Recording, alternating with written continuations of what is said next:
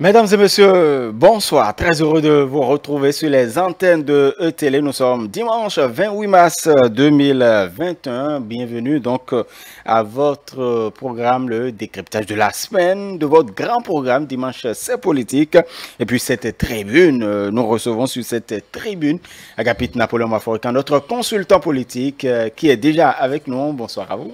Bonsoir Omiad, bonsoir à tous nos téléspectateurs. Voilà, ils sont bien nombreux à nous suivre et à nous suivre également sur les ondes de la radio OCFM. Agapit Napoléon Maforika, on a suivi. Bonsoir à tous nos éditeurs de radio FM. Voilà. Nous avons suivi nos plateaux, donc à commencer bien évidemment par l'entretien où Angèle Toboula recevait donc Roger Béonville, ancien ministre, voilà, qui nous a parlé voilà, de la paix, de la campagne électorale, des enjeux liés donc à cette campagne électorale. Globalement, la sobriété le réjouit puisqu'il aime la sobriété de la campagne électorale. Alors, pour Roger Béonville, pour qui connaît Roger Béonville, un homme très exigeant, enfin, il n'est pas, il distribue pas les lauriers, hein, il donne pas les lauriers, il distribue pas les bons points facilement. Roger Béonville est quelqu'un parfois de chiant, il faut le dire, hein. Il n'est pas toujours agréable dans ses propos. Il était détirant, même s'il parle de sobriété, je pense que si on lui laissait le temps, il étalerait sur des heures le bilan du président sortant. Et ça, franchement, c'est un homme qui est séduit, qui n'était pas d'accord pour la candidature. Il a dit, Edouard Lokola a écrit dans son livre. Et là, il est totalement séduit. Je pense que je le rejoins à ce niveau. Il a d'ailleurs dit que l'enjeu, justement, de cette élection, c'est que celui qui remet en jeu son mandat, ou du moins celui qui part, c'est quelqu'un qui a laissé quand même des résultats. Énorme résultat. C'est pas la peine de revenir là-dessus. On est en campagne électorale, avec des exigences de la HAC. Donc c'est pas la peine de trop plaisanter là-dessus. Mais quand même. Je pense qu'il a dit l'essentiel. On aura peut-être l'occasion de revenir un peu là-dessus. Mais quand même. Ça, il faut le noter. Il faut le noter. C'est énorme. Bien. Cela dit, oui, dans la sortie de professeur Béonville, il faut quand même noter, disons, cette adhésion d'un homme, d'un universitaire, d'un homme de pensée, hein, à une philosophie, la philosophie du résultat, la philosophie de ce qui est bien, de ce qui est beau, du bien, hein, du magnifique. Je pense qu'il l'a dit à sa manière, et ça, c'est quand même intéressant, c'est important. Parce qu'il est exigeant. Il a toujours été. C'est exactement. Donc, quand vous l'écoutez, de sa génération, après lui, vous écoutez Jean-Roger Arroyo, après lui, vous écouterez, je ne sais pas qui encore, il y a un peu dans cette génération. Et c'était comme qu'ils sont sidérés par ce qui s'est passé dans notre pays pendant un certain temps, dans ces 5 dernières années. Et ça, c'est franchement à l'actif du président sortant. Après, le regard de l'électeur est différent. Et donc, quand on parle de ces réalisations du président sortant, ce n'est pas du candidat qu'on parle encore. Le candidat, il a mis son mandat en jeu. Il a beau faire, mais les gens peuvent lui dire, mais ton bilan social est mauvais. On va dire, mais projet H, mais aux plus pauvres. La prise en compte du Covid, magistralement gérée, et beaucoup d'autres aspects, les cantines scolaires, on peut continuer. Et pourtant, l'électeur peut se prononcer autrement. Comme Soglo l'a perdu encore en 1996, après quand même 5 années de dur labeur. 5 années où il a essayé de redresser le pays.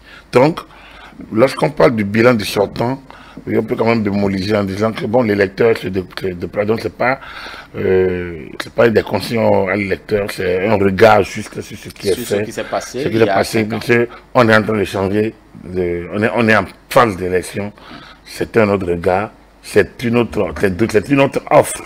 Et quand vous regardez même son projet, ce n'est plus le même qu'il y a 5 ans. Voilà. Tout à fait. En tout cas, Roger Gbenvi n'est pas resté insensible à ce que nous vous avez déploré ici sur ce plateau, même Agapit Napoléon Mafori, quand ce groupe d'élus et d'observateurs béninois et français pour une pétition qui devrait quand même avoir pour objectif d'arrêter le processus électoral. En tout cas, Roger Gbenvi a été très clair. Quand on aime son pays, on n'a pas le droit de jeter de l'opprobre sur cette patrie-là. C'est quand même le minimum. C'est le minimum. Je vous l'ai dit, on peut comprendre d'abord les petits néocolons désorientés, amateurs qui se sont associés à cette faire ça. Eux, on peut les comprendre. Ils sont égarés, ils ne savent pas quoi faire. On les a entraînés peut-être dans un truc dont ils ne maîtrisent même pas le contenu. Mais bon, voilà, eux, et les nôtres, et nos compatriotes qui se livrent à ces jeux. Alors que beaucoup parmi eux ont exercé le pouvoir déjà une fois. Ils font honte. C'est tout. Ils font honte à la nation. Mais bon, ils sont libres de faire ce qu'ils veulent. Voilà, chacun sait le sens qu'il donne à la nation, à sa patrie, à la République. Je vous ai dit, moi, je voue une sorte je ne sais pas comment on dit, pour moi, la République, c'est quelque chose de sacré. Je le dis toujours, c'est beaucoup. C'est ce qui nous unit. C'est le choc, c'est la fête, c'est disons, l'emballage, sinon le fondement. Et pour moi, la République, c'est le fondement. C'est ce qui nous unit. C'est le socle de notre vie ensemble. C'est la source de notre communauté.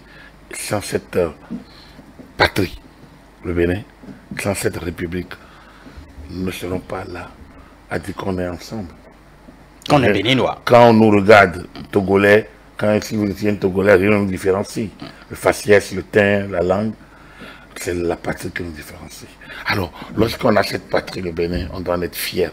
Tellement fier que même si on a quelques difficultés du moment, ce n'est pas la peine de jeter le bébé avec l'eau de bain. Je pense que cette inspiration était mal pensée, mal imaginée, mal exécutée. Et j'espère que ceux qui en sont les inspirateurs en tireront toutes les conséquences. Il y a tout de même, Roger Gbenvi, par rapport à l'opposition béninoise, trouve que l'opposition béninoise est tombée quand on sait que pour lui, l'opposition doit avoir un leader. Est-ce qu'on devrait avoir ce regard-là, justement? Bon, enfin, écoutez, l'opposition béninoise est un mort-né, je ne sais pas comment... Ce qu'il en... Non, mort-né, non. L'opposition béninoise existe. La question est toujours de savoir à quoi on s'oppose. Et depuis toujours en Afrique, la question est toujours de savoir à quoi on s'oppose. Et c'est là que moi, je suis totalement en désaccord avec beaucoup de théories. Bon, c'est facile de s'opposer à l'homme qui est au pouvoir. Mais non, l'opposition ne peut pas être à un homme. Vous ne pouvez pas, on est des Béninois. Nous sommes des Africains. Nous sommes des humains. On ne peut pas s'opposer. Votre tête ne me plaît pas, mais c'est votre tête, ce n'est pas la mienne. Votre manière de penser ne me plaît pas, mais c'est votre manière, ce n'est pas la mienne.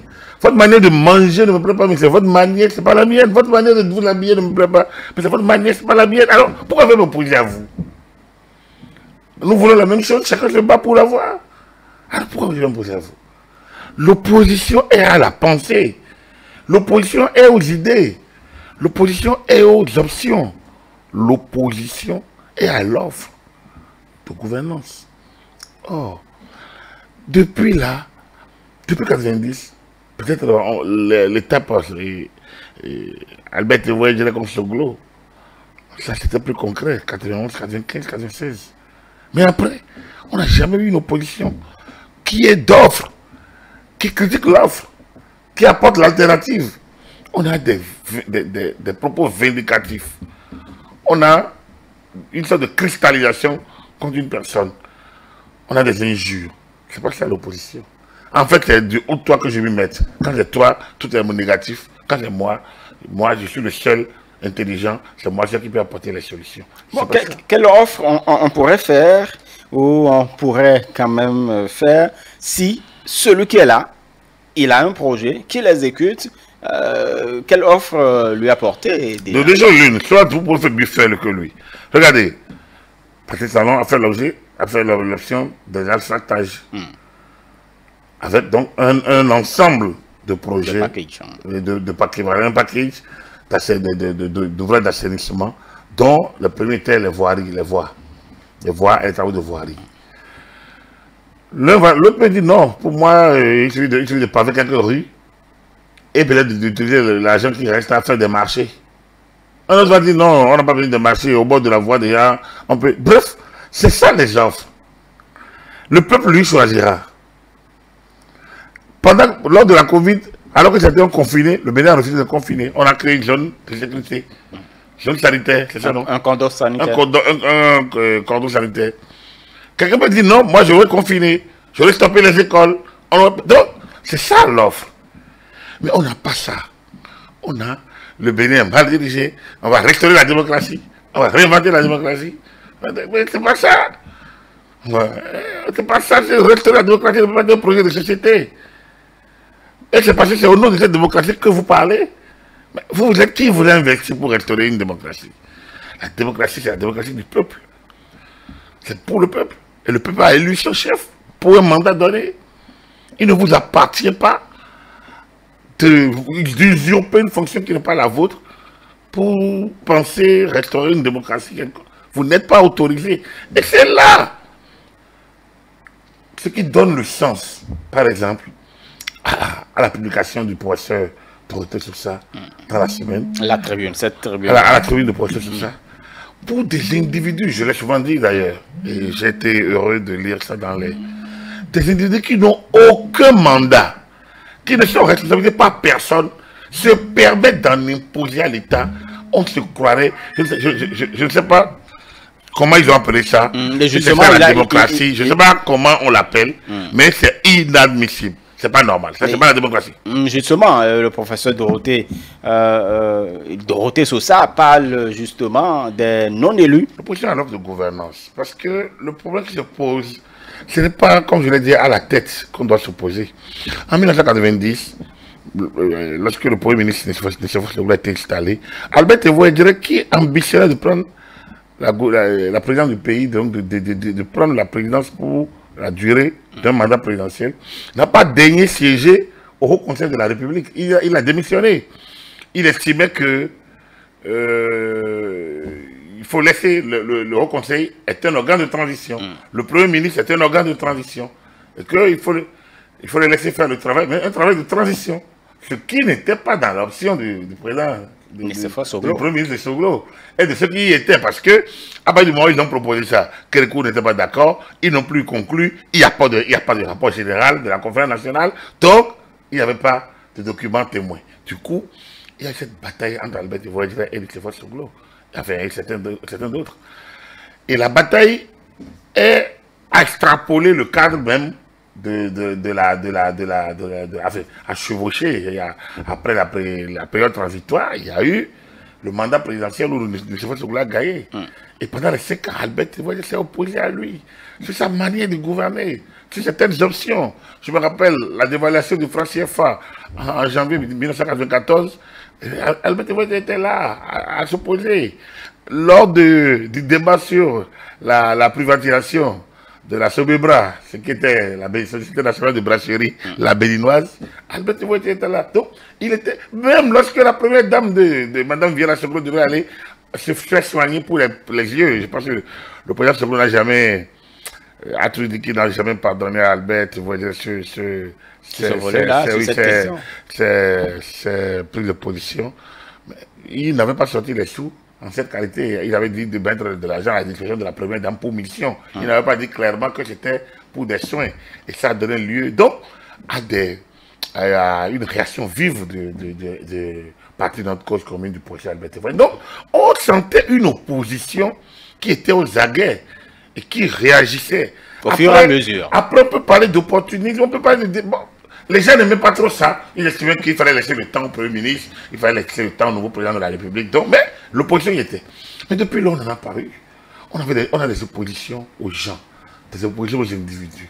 Non, ça ne peut pas marcher comme ça. Il n'y a aucune offre.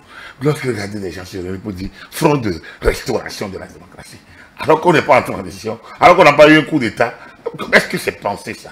Est-ce que vous ne voyez pas qu'il y a les gens s'infantilisent, s'instrumentalisent eux-mêmes et ont l'impression qu'ils n'ont pas grand-chose à vendre ou à revendre, ils n'ont pas d'offre en présence. Et ce qui est dramatique, c'est même pas ça. Ce qui est dramatique, c'est qu'ils n'ont même aucun mandat. Et c'est eux qui en imposent aux institutions. C'est eux qui utilisent les médias, les réseaux sociaux pour faire passer, pour se faire passer pour des choses, pour se faire passer pour ce qu'ils ne sont pas. En fait, effectivement, sur cette question, Agapit Napoléon Mafabrikan, je crois que ce n'est pas la première fois que vous l'évoquez. Vous évoquez cette question sur ce plateau. Et justement, dans cette semaine, une tribune, et certainement vous avez lu la tribune puisque nous en avions parlé, la tribune donc du professeur Dorothée Sosa, qui estimait, qui avait parlé également de la domination donc des personnes non élues sur des personnes qui sont élues par des élus à travers quand même des élections et tout cela, ça pose véritablement problème. Mais c'est en Afrique qu'on voit ces choses-là. Et c'est lié à la manière dont on est rentré en démocratie. Les gens ont pensé que les mouvements qui ont poussé les régimes de partis uniques de l'époque à aller en démocratie devraient être des mouvements continus. Non, c'est des mouvements conjoncturels. Les conditions de gestion du pouvoir du parti unique étaient liées à la bipolarisation au niveau mondial. C'était à la guerre froide. Lorsque le mur de Berlin a chuté, lorsque la perestroïka est rentrée dans le jeu, le mur de Berlin a chuté, et on est rentré carrément dans l'unipolarisation ou dans la multipolarisation, ça dépend de ce qu'on veut. Mais les données, la géopolitique a évolué au niveau mondial. Et donc, vous ne pouvez plus dire je suis du bloc soviétique. Je suis du bloc capitaliste, je suis du bloc américain. Non, occidental. Du coup, on est pensé à la littérature, à la théorie, qu'il n'y a pas de développement sans démocratie. Alors on a adopté la démocratie, mais laquelle? Démocratie, sans y mettre un contenu. Donc on a donné de rôle à ce qu'on appelle la société civile. Mais quelle est-elle, la société civile? Oh, quand vous entrez en sociologie politique, les acteurs du jeu politique, c'est entre les gouvernants et les gouvernés. Quand vous prenez les gouvernants, c'est ceux qui ont acquis la capacité de gouverner, de parler au nom, d'exercer un mandat, soit par élection, soit par nomination d'organes déjà élus. Donc, soit habilitation. Mais si vous n'avez pas l'habilitation, vous ne pouvez pas, vous ne pouvez pas exiger, sauf lors des associations librement créées, qui peuvent en imposer aux membres ayant librement adhéré. C'est là les groupes confessionnels, par exemple. Vous adhérez à l'église catholique, vous êtes catholique, vous êtes baptisé, vous allez à l'église. Alors vous payez votre dernier du culte. Alors vous prenez la communion. Vous respectez les règles internes à l'église catholique. Vous allez vous communier et vous allez vous marier. Et un peu dans l'autre, si vous êtes musulman, vous suivez la foi, le Coran, un peu les exigences de la loi coranique, ainsi de suite. Si vous êtes dans une association X, vous êtes dans un syndicat, vous respectez les règles du jeu de votre association. C'est ça, mais un autre syndicat ne peut pas venir en imposer à vous. Et vous ne pouvez pas aller en imposer à d'autres. Mais pourquoi un individu qui n'a pas reçu d'habilitation peut en imposer à un État? Il peut lui être d'accord au nom de sa liberté à lui, mais au nom du respect des lois, au nom du respect de l'État, il ne peut pas en imposer à l'État au point de dire moi je défie, moi je ne peux pas, moi non, Dieu ne peut pas, on va marcher, on va exiger, on exige. Mais c'est pas possible. Mais est-ce que à côté du formel, il ne devrait pas y avoir l'informel? C'est ce que je vous dis. L'informel est libre. Mais l'informel ne peut pas imposer au formel. En rapport de force, sur le terrain, oui. Mais sur le plan structurel, formel, l'informel ne peut pas imposer au formel. Ce n'est pas possible. Ce n'est pas possible. Là, on désoriente le jeu. Là, on ne sait plus où est le curseur. Qui est le gouvernant? Comment devient-il gouvernant? Comment obtient-il l'habilitation de donner des ordres à des gens qui exécutent. Nous ne sommes pas dans la jungle. Nous sommes dans une société d'humains. Vous devez être habilité. Soit par une élection, soit par un acte de nomination d'une personnalité ayant la charge et ayant la capacité de vous nommer. Et c'est ça. Alors, regardez notre société. Et regardez ceux qui parlent. Lors de cette campagne qui se lance aujourd'hui, en temps normal, si on regarde, si on doit appliquer la rigueur mathématique, la logique scientifique, si on doit l'appliquer aux normes, aux choses, mais nous sommes dans le meilleur des mondes possibles. Les choses se déroulent très bien. Les lois ont été votées très tôt. Les organes des élections se sont pris à temps. Tout se passe très bien. Si on doit rester dans l'exigence de la logique scientifique ou des normes mathématiques, il n'y a pas tout. Posez les théorèmes ou les actions et voici, tout ne se passe pas bien. Lorsqu'on va rester maintenant dans la logique politique, de la manipulation de la pensée et de l'avènement d'individus sans mandat qui en imposent à l'État, mais on va vous dire tout. Parrainage est mauvais. Parlement monocolore. Talon contre talon. Quoi encore? Et donc, cette théorie inventée, des notions qui s'inventent du jour au lendemain, parce qu'un individu n'a pas de satisfaction face à l'État, il se retourne, il a un peu de moyens, il peut éjecter un peu d'argent, et donc, il devient un acteur, parfois majeur, adulé. Moi, en 2006, j'ai trouvé bizarre cette bataille touche pas à ma constitution. On m'a dit, ah oui, mais... Pourtant, beaucoup ont applaudi. Oui, mais parce que justement, nous n'allons pas plus, la réflexion ne va pas plus loin. Une constitution est faite pour être amendée. Mais pas de façon opportuniste. C'est quoi vous appelez opportuniste? Si les conditions de l'amendement sont remplies, on amende. C'est tout. C'est quoi opportuniste? Si ceux qui ont rédigé, le peuple souverain, les constituants, au moment de rédiger, ils auraient pu dire, est opportuniste, la manière... On a dit les conditions de la révision d'une constitution. Si les conditions sont réunies, il n'y a pas d'opportuniste. Même à la fin du mandat. Il n'y a pas de fin de mandat. Il n'y a pas... La constitution est écrite pour être révisée. Et la constitution dit les conditions dans lesquelles elle peut être révisée. Si les conditions... C'est pour ça que je dis la rigueur mathématique. La logique, la rigueur de la pensée logique. À partir du moment où on se met dans la rigueur de la pensée logique, de la logique tout simplement, il n'y a pas d'autre à aller corrompre la pensée. Or, nous allons corrompre la pensée en sortant des notions. Élection inclusive. C'est quoi l'élection inclusive? Et justement, je vous fais cette question, Agapit Napoli-Maforican, puisque vous en parlez. Il y a, tout de même, on a entendu, on a quand même suivi un peu la sortie de Mathias Ongpé, qu'on aime bien au Bénin, qui estime que ce qui se passe aujourd'hui, nous faisons face à une élection qui n'est pas ouverte, qui n'est ni inclusive. Oui, d'abord, qui lui a donné la parole? Une radio, RFI. C'est important de préciser. C'est important. C'est important parce que pourquoi c'est à lui? Parce que un chercheur, un politologue. Très bien. Alors, un chercheur, quelle est la source de sa recherche? Quelle est l'axiome? Où est le théorème? Quelle est la logique violée? Mais c'est là la perversion de la pensée, la corruption de l'esprit. C'est là la dramatisation de notre manière de politiser. Ce qui dit là ne repose sur aucune réalité. C'est sa pensée à lui. Je le respecte beaucoup, le professeur Ongpé, le grand frère Ongpé. Pas de souci, ça ne change rien. Il restera toujours mon aîné que je respecte. Mais ce qu'il dit ne repose sur rien que dans une logique dans laquelle on s'est empêtré pendant des années et on pense qu'on va continuer ici. Pourquoi vous pensez que Djemba est talon? Pourquoi vous pensez que Ongpé est talon? Enfin, Paul Ongpé. Pourquoi? Mais c'est une minimalisation, c'est une discrimination. C'est inadmissible que vous puissiez anéantir des personnalités qui ont une carrière, qui ont des expériences. et qui ont eu d'ambitions légitimes et qui sont habilités par leur parti ou par des parrains. Mais vous êtes habilité par qui pour les juger? Voilà ce dont on parle. C'est justement Paul Humpé, pas Paul Humpé, et le grand frère Mathias Humpé, fait partie de ceux dont on parle, sans citer de nom. Et certainement pas, il ne pensait peut-être pas à lui, mais il est dans ce lot de ces individus qui en imposent parfois.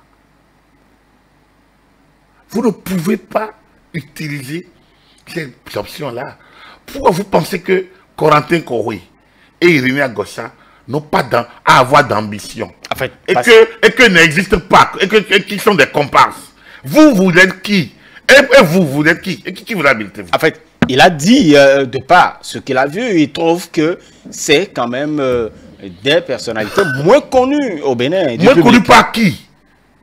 Lui, il a fait quelle étude pour savoir qui est connu? Et moins connu par qui? Par lui. Par lui. Moi, je le connais.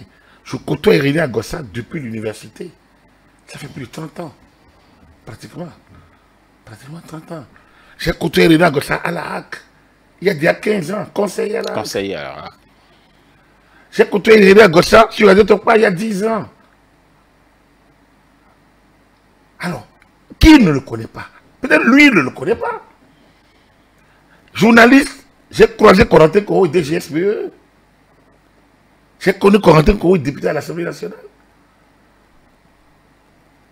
Travaillant dans le sillage de la communication du président Yahi, j'ai connu Corentin Kouroui, préfet des départements du Monde et du Koufou. J'ai connu Djemba, directeur général de la Sobimap. Je l'ai connu, ministre de l'enseignement secondaire. J'ai connu Paul Humpé, maire de Bopa. Je l'ai connu, ministre de la Culture. Mais alors, de quoi il parle, lui? Et lui, il était quoi, par exemple? Est-ce qu'on a besoin d'être quelque chose? Mais justement, qui le connaît, lui, par exemple? Mais s'il devient... Il est chercheur. Et les autres sont nuls, sont rien. Et donc, si lui... Il voudrait avoir des figures emblématiques dans ce processus. Qu'est-ce qu'on appelle figure emblématique en démocratie? Les figures emblématiques sont nées emblématiques. C'est ça la perversion. C'est ça quand je dis que les intellectuels, parfois, ils ne font pas honneur à la science. On ne peut pas admettre ces choses-là. Ce n'est qu'en Afrique qu'on peut dire des choses comme ça. Ce n'est pas normal. Ce n'est pas normal. Si lui, Mathias Humpé par exemple, il a envie d'être candidat à l'élection présidentielle, mais libre à lui. Il demande le parrainage, il reçoit, mais tant pis, il devient candidat. On en a connu. Personne n'a placé dans Zandé. Il avait à peu de 40 ans, 41 ans. Quand il s'est lancé dans la campagne, je ne sais pas si en 91 ou en 96. Personne ne le connaissait. Il venait d'Europe, je ne sais pas quoi. Maître Lionel Labo. C'est des noms, c'est des personnalités qu'on ne connaissait pas, mais qui ont fait irruption sur la scène politique. Excusez-moi, qui ont fait irruption sur la scène politique. Parce qu'ils ont utilisé leur droit de jouir. Ils ont joui de leur droit de se porter candidat. Parce que les conditions sont réunies pour eux. Et ils se sont fait d'un nom après. Et voilà. Non, c'est justement parce qu'ils se sont fait candidats qu'on les a connus. Et donc, ils ont continué à faire leur cheminement. Je peux continuer à citer des noms. Donc, personne n'est né emblématique. Et puis, qui vous appelle emblématique? Je vous l'ai dit la dernière fois. Les noms qui sont claironnés, il n'y en a même pas qui ont été... Ils ne sont même pas des élus. Ils ne sont même pas fait élire par qui. Oh, je vais vous citer des noms de ceux qui sont candidats là, dont on parle là. En fait, il ne comprend pas que sur 20 intentions de candidature, qu'on ait pu arrêter 3 du haut. Et voilà, les Frédéric Joël Aïvo sont pourtant là, les Rika Madougou, et puis Moïse Kérékou, et bien d'autres. En vertu de quelle logique? Je vous ai dit, appliquons la rigueur mathématique à la pensée. Appliquons la rigueur mathématique à la pensée. Quel théorème il utilise? C'est dans quelle loi politique? C'est notre constitution qui l'a dit? C'est le code électoral? C'est la charte africaine des droits de l'homme? C'est quoi? C'est quel texte il évoque? Où on parle de figures emblématiques, où certains noms doivent être sortis plus que d'autres. On est dans la perversion. Ces choses-là ont trop existé. Parce que les mêmes qui prônent l'état de droit, c'est les mêmes qui pensent qu'ils ont la science infuse. Et qui viennent vous jeter un certain nombre d'a priori, de formules lapidaires, d'affirmations fantaisistes, ne reposant sur aucune logique, aucun texte, aucun postulat soutenable, ni en doctrine, ni en jurisprudence, ni en coutume. Dans leur pensée. Boni Yayi. Combien de personnes le connaissaient en 2006? Il n'a jamais été élu. Boni Yayi n'a été connu que parce qu'il est président de la BOAD. Point. Et pourtant, il est venu faire la fête à de vieux briscards comme Bruno Amoussou et Adrien Mbedi. Pourquoi on n'a pas dit à l'époque que pourquoi les personnages emblématiques comme Bruno Amoussou n'ont pas été élus président de la République? Pourquoi? Au moment où on prenait l'Union Force Blanc en 91 comme Premier ministre, en 90, mais personne ne l'a vu dans les batailles. Il venait de finir à la Banque mondiale. Pourquoi on n'a pas dit qu'il faut aller prendre les communistes? Pascal Fantodi, c'est un professeur d'université, un mathématicien. Les communistes avaient plein de personnes, d'intellectuels qui auraient pu être Premier ministre. Pourquoi ne pas aller chercher les personnes, les figures emblématiques chez eux? Mais il y a... Non, je pense qu'il faut que nous cessions cette théorie. Et on les met dans la tête de la jeunesse. Et les gens répètent ça à longueur de temps. Je dis, mais allez vers les mathématiciens qui vous apprennent la pensée logique, le raisonnement. Vous ne pouvez pas vous trahir dans une démarche mathématique. Or, la science est l'avenir de demain. Elle l'a prouvé. Ce n'est pas la rhétorique. C'est du bavardage. Il y a tout de même, parce que il y a un lien qui a été fait justement par rapport au parrainage, vous en parliez. Par exemple, le chercheur qui trouve que je suis de ceux qui pensent que justement c'est du talon contre talon, car l'un des critères, c'est le fait d'être sponsorisé par au moins 16 parrains, et ces parrains sont détenus pour la quasi-totalité par 2 partis politiques soutenant l'action donc du chef de l'État. Et justement, ce parrainage fait que ceux qui les ont reçus, qui sont candidats aujourd'hui, donc les duos Corentin Coré, René Gossa, et puis Soumanou N'Djemba et puis Paul Hongpè, ceux qui les détiennent l'ont eu ou sont candidats grâce justement aux parrains.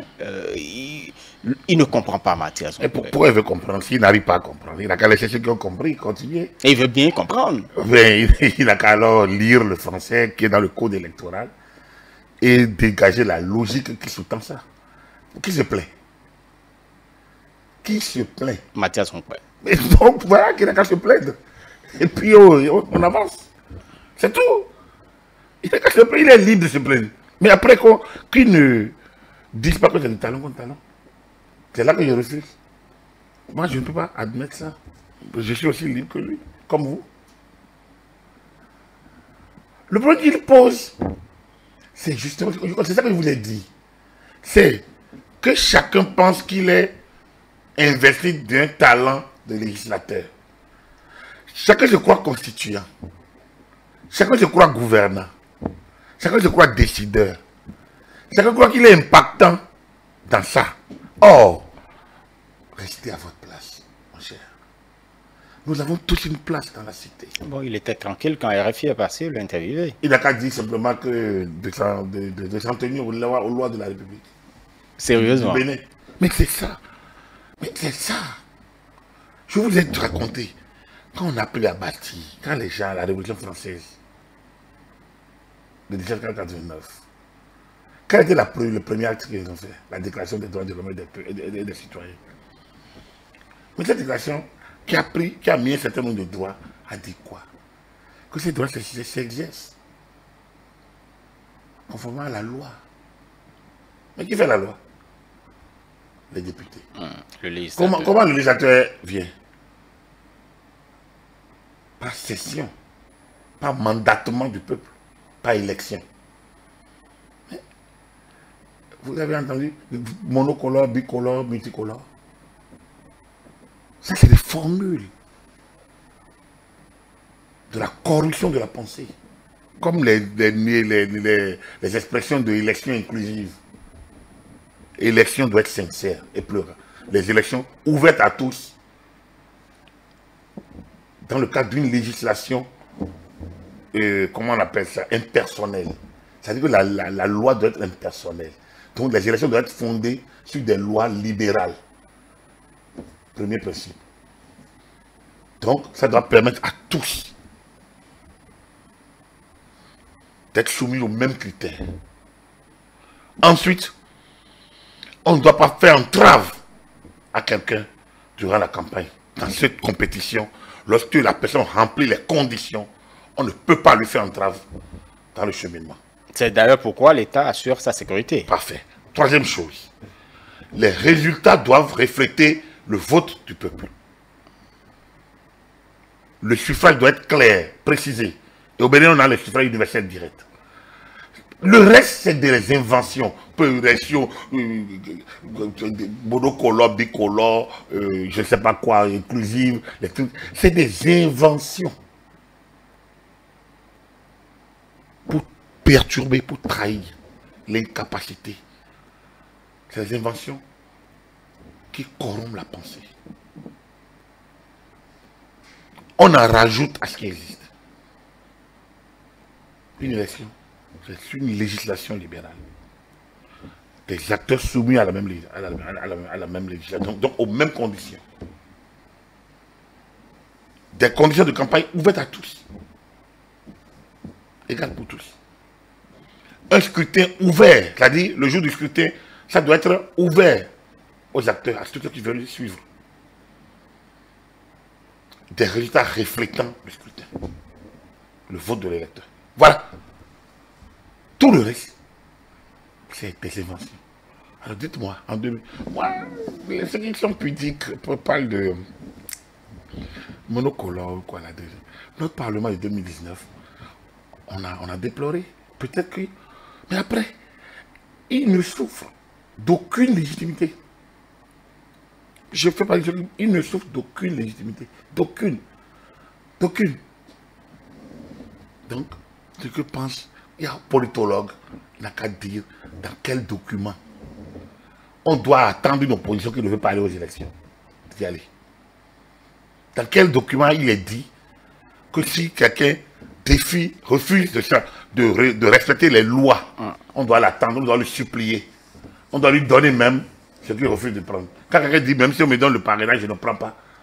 On va lui dire, non, pardon, viens prendre parce que, non, on a besoin de ta tête. Pour la paix, il faut faire des sacrifices. Non, c'est pas ça. Ça ne se passe pas comme ça. Nulle part.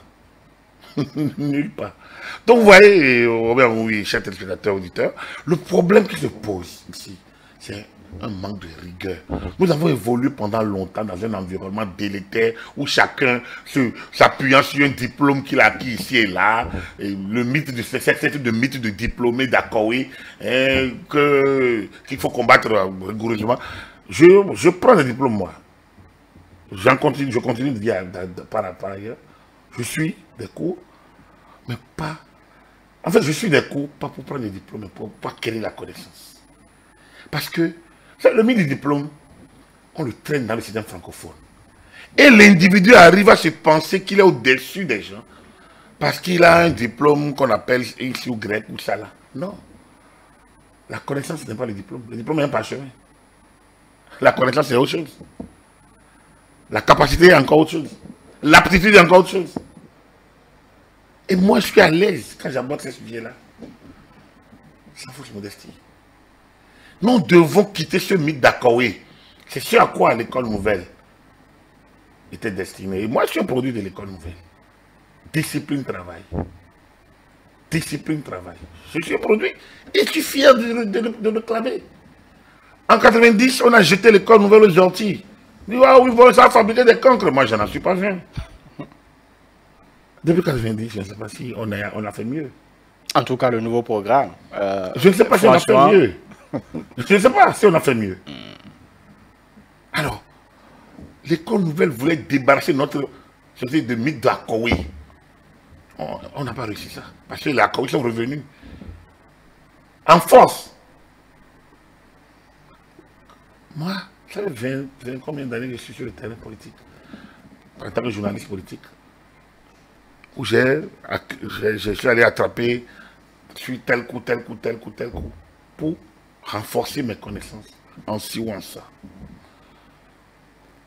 Quand j'écoute certains barder de je ne sais quoi, je me demande si ça vaut bien la peine d'y aller. Non, écoutez, il faut que nous soyons décomplexés. Il faut que le Bénin soit décomplexé. Et qu'on avance. Et c'est ça qui est le mérite du régime de ces 5 dernières années.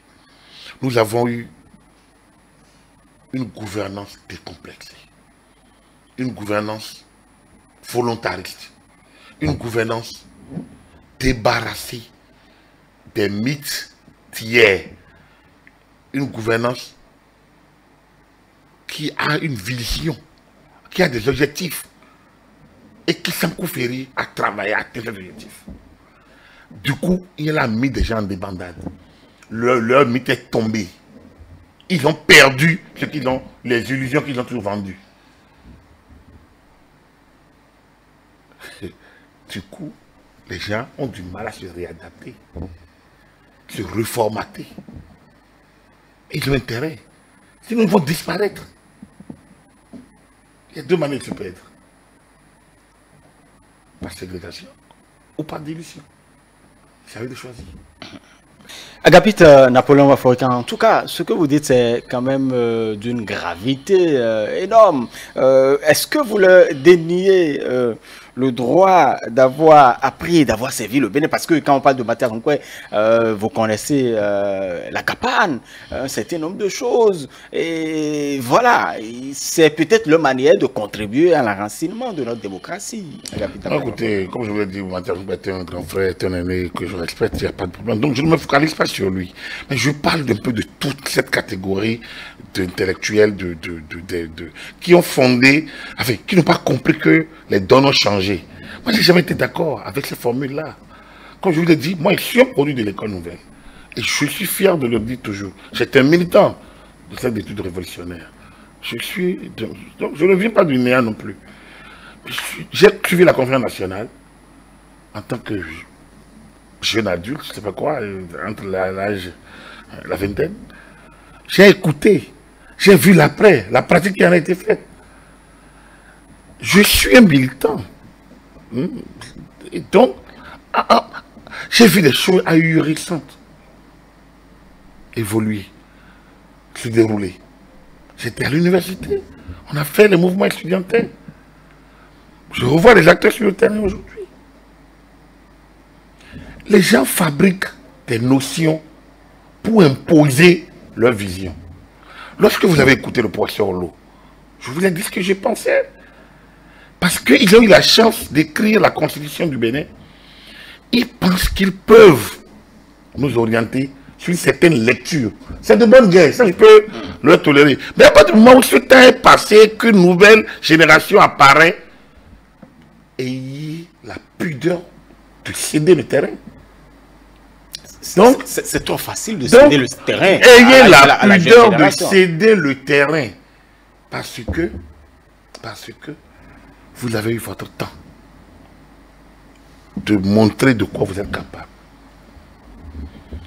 Regardez, lorsqu'on parle de monocolorité, je dis, moi, j'ai été nourri un peu aussi à la culture allemande.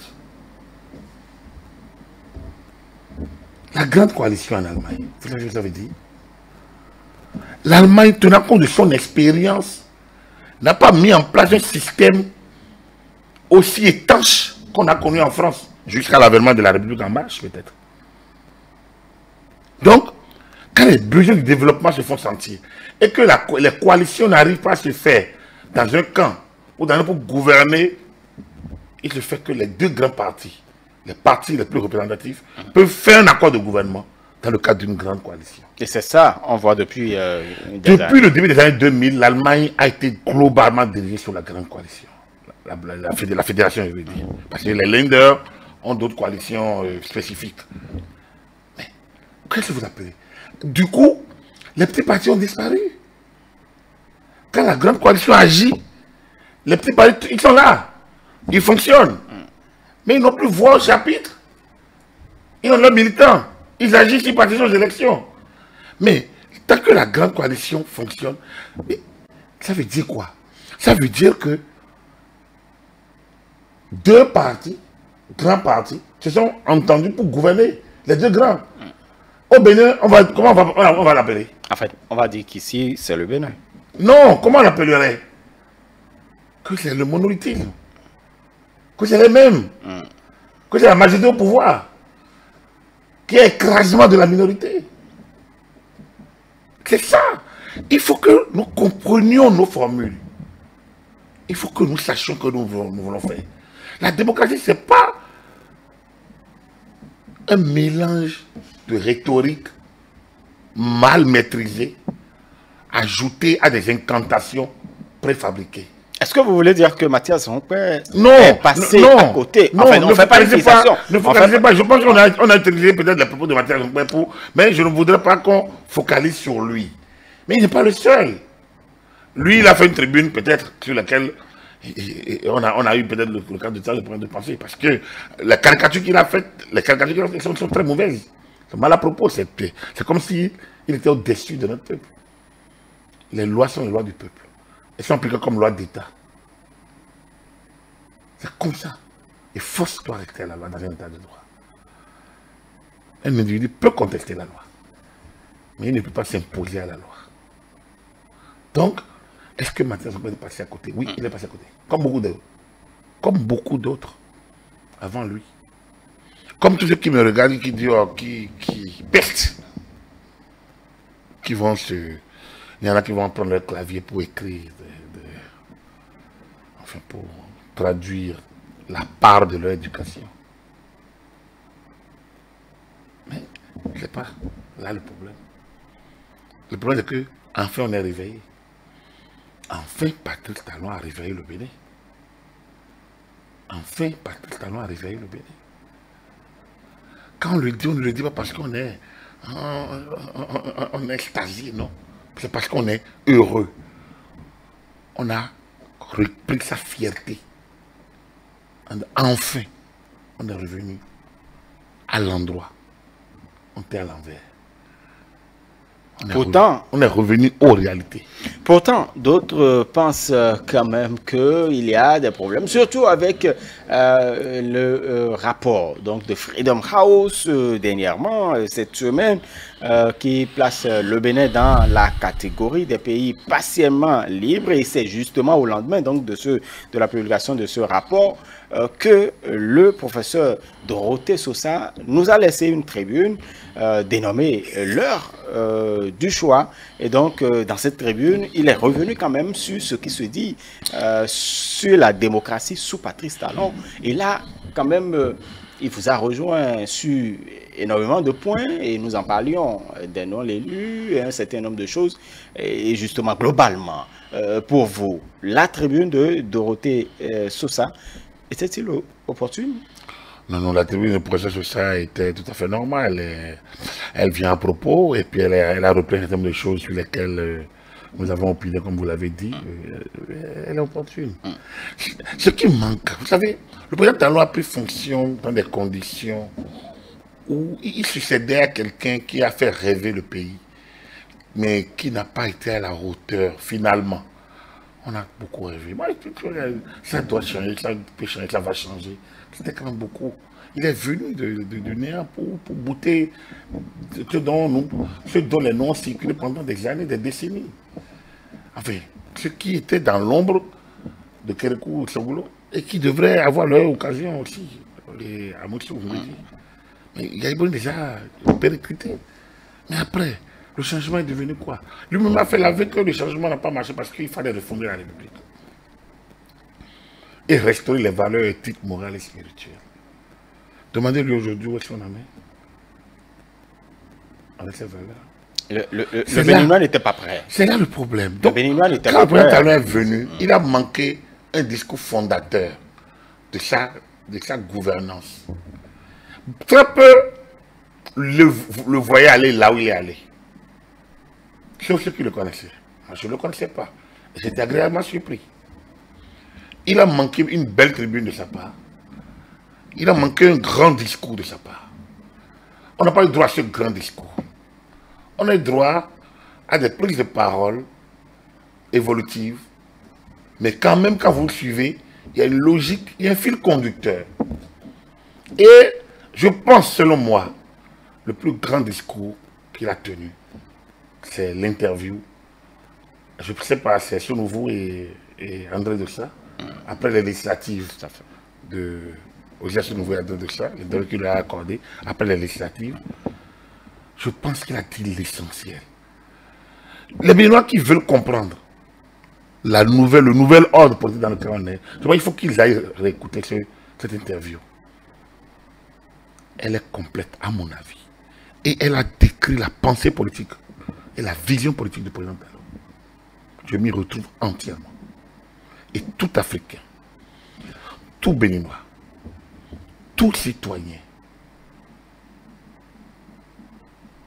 est pris de rigueur et voulant que ça aille de l'avant, devrait épouser cette pensée. Elle est aussi simple. La démocratie qui ne peut pas nourrir son peuple n'a pas une démocratie. Or, ce 10 ans, il n'a rien touché à la démocratie. Il a remis simplement les pendules à l'heure. Il n'a pas remis en cause le choc démocratique. Il n'a remis en cause aucun droit. Il a réencadré les dérives. Avant. Pourtant, on parle de non-préservation des acquis démocratiques. Mais c'est ça. Parce que les acquis démocratiques, c'est ne jamais avancer. C'est faire un pas devant, 2 pas derrière. C'est voter des lois pour ne jamais les appliquer. Au nom de la paix. Et lui, il est arrivé pour très bien. Les textes sont là pour être appliqués. Tant qu'on les a votés. Mais il allait plus loin. Ces textes dont on parle, les grandes réformes, il y a eu d'abord des séminaires. Il y a eu des rencontres avec tout le monde. L'opposition. Les personnalités. Je me rappelle encore cette rencontre de juin 2018 sur la réforme du code électoral du système partisan. Tout le monde y était. Chacun a déclaré ce qu'il pensait. Mais l'essentiel a été repris dans le code électoral et dans l'université du parti politique. Voté à l'unanimité. Pratiquement les deux. Sauf l'autre. Donc, l'essentiel a été fait par lui. Après, les difficultés de mise en œuvre ne peuvent pas expliquer que les gens veuillent jeter le bébé avec l'eau du bain. C'est là que le jusqu'au boutisme, dans lequel nous aimons verser, a nuit à l'image du pays. Et c'est là qu'on ne peut pas être d'accord avec ceux qui pensent que tout est noir. Non. Patrick Talon est un rénovateur, c'est un révolutionnaire. Mais ce n'est pas un révolutionnaire qui a remis en cause les acquis. C'est un révolutionnaire dans le sens de ramenons les choses à l'endroit. La loi, quand on la vote, c'est pour l'appliquer. Finissons avec la perversion. On ne peut pas continuer à tricher avec nous-mêmes. C'est tout, c'est ça. En fait, il a ramené, comme dirait l'autre, l'église au centre du village. Parce que l'église devrait rester au centre du village. Oui, pour que tout le monde sache. Oui, les gens l'ont mis quelque part, ils l'ont poussé quelque part dans des coins parce qu'ils veulent eux seuls en profiter. Et ils jouent aux magiciens pour sortir des formules, quoi qu'ils sont les seuls à détenir la science. ils se contredisent. Ils se corrompent la pensée eux-mêmes. Et puis, désormais, l'église est au centre du village. Tout le monde voit l'église, chacun peut aller écouter la bonne nouvelle. Nul ne rapportera rien à l'autre. Nul n'en ignorerait plus. Et donc, tout le monde aura la connaissance. Très bien. Agapit Napoléon Maforcan, aujourd'hui, le processus électoral se poursuit avec la campagne électorale. Nous sommes aujourd'hui à la 3e journée. Il y a une certaine peur qui gagne certains cœurs de nos concitoyens. Y a-t-il des conditions aujourd'hui pour la paix? Pour la paix? Surtout le 5 avril, vous entendez un certain nombre de choses. La paix n'est pas menacée. La paix n'est pas menacée. La paix n'est pas menacée. Il y a des gens qui veulent menacer la paix. Mais la paix n'est pas menacée. On a la chance de vivre dans un très beau pays où nos citoyens, où les Béninois sont les plus matures. Les gens pensent que ne pas aller à l'école, qu'être analphabète, c'est être bête. Non. Je pense que les Béninois l'ont déjà appris à nos dirigeants depuis longtemps, depuis très longtemps. Donc moi, je n'ai aucune crainte. Je n'ai aucune crainte. Nous allons passer le cap des élections de manière festive. Il y aura élection le 11 avril prochain. Très bien. Donc, il y aura élection le 11 avril prochain. Il n'y a pas à avoir peur. Le 5 avril, c'est un lundi. La campagne se poursuit. La campagne se poursuivra. La campagne se poursuivra le 5 avril. Le 5 avril, c'est un jour ordinaire. C'est lundi de Pâques. On pourrait aller à la Galilée. Aller festoyer. En tout cas, nous reviendrons ici le 4 avril. Et le 5, c'est dimanche de Pâques, le 4 avril. Tout à fait. Le 5, on ira à la Galilée. Vous savez, pour aller accueillir le Christ ressuscité. Le ressuscité. Voilà. Donc, c'est des jours de fête. Pourquoi vous voulez qu'il y ait de la tension? Il n'y en aura pas. Le peuple est mûr, il n'y en aura pas. Donc, il faut, dites-vous qu'il n'y aura pas de... Il n'y aura rien. Comme on dit chez nous de manière vulgaire, il n'y a rien, c'est l'homme qui a peur. Voilà, Agapit Napoléon Maforcan, avant de vous laisser partir, je sais que vous adorez le football, et vous nous rappelez aussi par ailleurs que vous avez été arbitre. En tout cas, vous avez suivi le match des Écureuils. On ne s'attendait à un match nul ou bien à quand même, en fait, un succès, mais malheureusement, on a été battus sur nos propres installations. Bon, c'est pas la première fois, donc ne dramatisons pas. Ensuite, ça fait bien longtemps effectivement que ça ne nous est plus arrivé, c'est important de le dire. Mais enfin, c'est quand même contre le Nigeria. Consolons-nous par ça déjà. C'est quand même contre le Nigeria. On a quand même résisté jusqu'à une certaine heure. Un match de football dure le premier coup de sifflet au dernier coup de sifflet. Et c'est ça que nous devons apprendre. Je vous parlais de la rigueur, du respect des textes, du respect des lois. Mais c'est là aussi. Vous ne pouvez pas vous déconcentrer. Un match de football, c'est le premier coup de sifflet. Quand l'arbitre lance le jeu, au dernier, quand il arrête. Pendant tout ce temps, vous devez être vigilant. Il n'y a pas de... Un but peut venir à la première seconde, comme peut venir à la dernière seconde. On a manqué un peu de clairvoyance, de vivacité au dernier moment. Mais bon, on a eu ce but. Mais les grandes nations aussi prennent ce but, des pareils buts. Donc il n'y a pas à acculer les joueurs. Par contre, il y a à attendre qu'ils mouillent le maillot pour la patrie. À Freetown. Et qu'ils aillent décrocher la qualification. C'est possible, c'est à notre portée. Et moi j'y crois. Très bien. Merci beaucoup à vous, Agapit Napoléon Maforcan. Vous êtes notre consultant politique et électoral par ailleurs. Mesdames et messieurs, merci d'avoir suivi votre décryptage, le décryptage de la semaine qui vient clôturer en beauté vos grands programmes. Dimanche, c'est politique. Merci de nous avoir suivis. Agréable suite de soirée à chacun et à tous.